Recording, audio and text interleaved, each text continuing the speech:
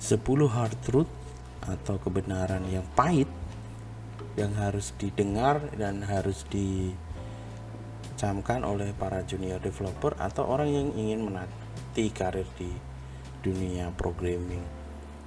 Tulisan ini diterbitkan oleh Om Vince Enger di platform dev.to. Ya, linknya nanti ada di description box ya. 10 hal itu adalah yang pertama, if you are doing it solely for the money, you are not gonna make it. Jadi kalau kita meniti karir ini melulu hanya karena urusan uang, kita tidak akan sampai ke sana. True, you don't need a degree or anyone permission to advance in this career. Jadi benar, kita itu tidak perlu sebuah gelar sarjana atau izin dari siapapun untuk bisa menjadi orang yang sangat ahli di bidang ini atau di karir ini. But you need ambition and mental stamina. Jadi kita itu butuh ambisi ya, butuh cita-cita dan stamina mental yang stabil. A genuine interest in needed to maintain them. Jadi harus ada upaya untuk menjaga interest, menjaga ketertarikan untuk bagaimana setidaknya setiap hari itu kita semangat untuk bekerja di sini. Yang kedua, start building ASAP. Jadi tidak perlu menunggu menjadi seorang yang sangat ahli untuk membangun sesuatu, untuk mengembangkan sesuatu. Jadi find a problem that interests you and build the solution yourself. Jadi kita misalkan bekerja, menemukan satu masalah, kemudian secepat mungkin kita bisa membangun solusi dengan kemampuan programming yang saat ini kita miliki. Contribute to open source project that you use. Jadi mulai belajar berkontribusi di project-project open source. A portfolio of a unique work speaks volume about your abilities. Jadi serangkaian portofolio yang ada di GitHub, di GitLab dan di platform lain misalnya, itu dengan sendirinya akan menaikkan daya tawar kita ya di dunia kerja nanti. Plus there is no better teacher than experience. Jadi menurut Om Chris Enger ini tidak ada guru yang lebih baik daripada pengalaman itu sendiri.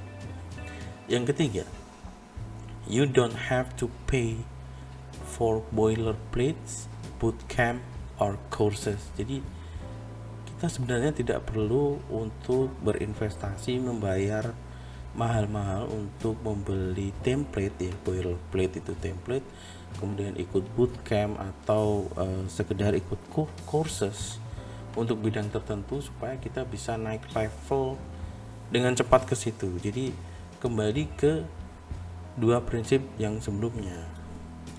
In effect, you are better off tackling problem on your own.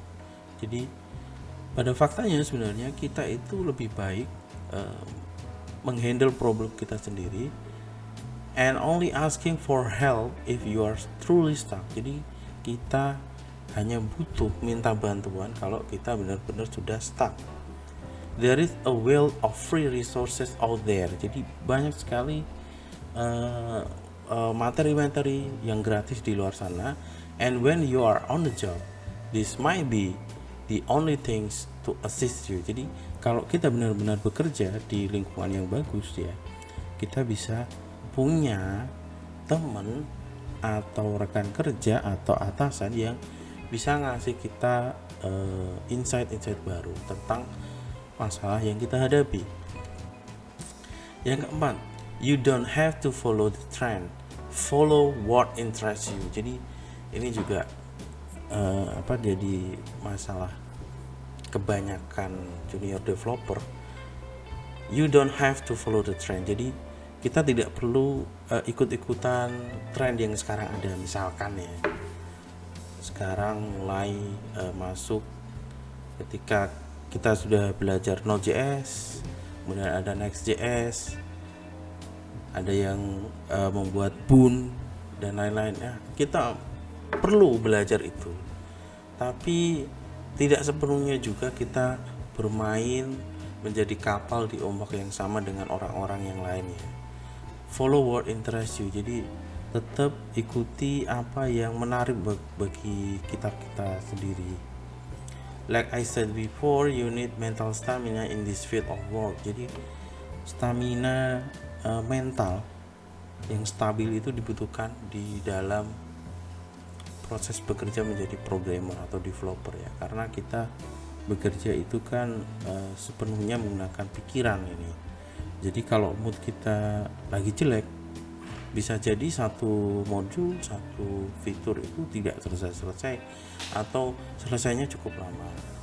Following your interest will keep you engaged and help avoid burnout. Jadi dengan mengikuti ketertarikan kita sendiri, sebenarnya kita bisa menghindari apa yang anak-anak Gen Z sekarang itu namai dengan burnout, gitu. Kehilangan semangat. Yang nomor 5, you don't need to know a pieces of tech inside and out. Jadi kita sebenarnya tidak perlu tahu sebuah layer teknologi itu dari awal sampai akhir ya. Contrary to what some devs might you want to believe. Jadi sebenarnya kita ikut saja tapi tidak terlalu ikut. Jadi kita menyelami sebentar saja, tahu. The truth is you are always learning and there will always be gap in your knowledge. Jadi pasti akan ada gap ketika kita belajar. Jadi kita tidak bisa menunggu belajar dari awal sampai akhir baru kita membuat project gitu intinya lah. Your confidence in being able to fill those gap in what matter. Jadi yang penting kita sedikit-sedikit belajar untuk memperpendek gap-gap pengetahuan tentang layer teknologi itu. Yang keenam, be fearless and seek feedback. Jadi jangan takut untuk mencari feedback atau kritik ya dari apa yang kita bikin. Nah makanya di item-item awal tadi start building, jadi mulai membuat sesuatu, memulai kontribusi supaya kita mendapatkan kritik, kita mendapatkan feedback. Yang nomor 7, you should have a firm understanding of what are you doing. Jadi mulai belajar untuk tahu apa yang kita lakukan. Don't just copy paste someone else answer or GPTs to your problem. Jadi jangan cuma copy paste dari Stack Overflow atau yang paling parah ya sekarang langsung copy paste dari ChatGPT. Question why things works and figure it out for yourself. Jadi selalu bertanya kenapa ini bisa dan mulai cari tahu kenapa kok bisa gitu. Nomor 8, you have to do groundwork. Unfortunately, don't expect high salaries from the beginning. Jadi ada proses, tidak melulu semuanya harus mendapat gaji yang tinggi. Jadi kita harus mulai membuktikan diri dengan kerja-kerja kita gitu. Memang harus ada effort yang lebih kalau kita di awal-awal. Nomor 9, challenge yourself but not too much. Jadi mulai menantang diri sendiri. If you don't seek a challenge, you won't improve. Jadi kalau kita tidak menantang diri sendiri untuk mengerjakan sesuatu yang baru, sesuatu yang di luar kemampuan kita sebelum-sebelumnya, kita tidak akan improve ya. But if you take on tasks that way above your current abilities, you will suffer. Tapi kalau kita ngambil sesuatu yang terlalu tinggi dari batas kemampuan kita sendiri yang akan menderita. Find that sweet spot and work on things that makes you feel a bit uncomfortable. Jadi mulai mencari yang seimbang di antara itulah.